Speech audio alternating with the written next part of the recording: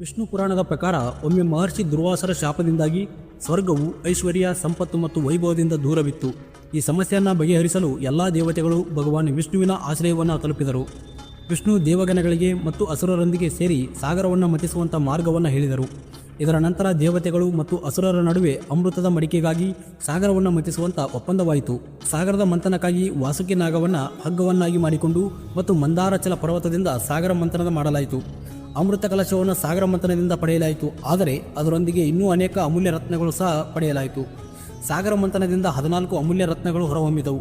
ಅವುಗಳೆಂದರೆ ಹಾಲಹಾಲ ವಿಷ, ಕಾಮಧೇನು ಹಸು, ಎತ್ತರದ ಶ್ವೇತವರ್ಣದ ಕುದುರೆ, ಐರಾವತ ಆನೆ, ಕೌಸ್ತುಭಮಣಿ, ಕಲ್ಪವೃಕ್ಷ, ರಂಬೆ, ಲಕ್ಷ್ಮೀದೇವಿ, ವಾರುಣಿ, ಚಂದ್ರ, ಪಾಂಚಜನ್ಯ ಶಂಖ, ಪಾರಿಜಾತ ಹೂವು, ದೈವಿಕ ಶಕ್ತಿಯುಳ್ಳಂಥ ಬಿಲ್ಲುಗಳು ಹಾಗೂ ಅಮೃತ ಕಲಶ.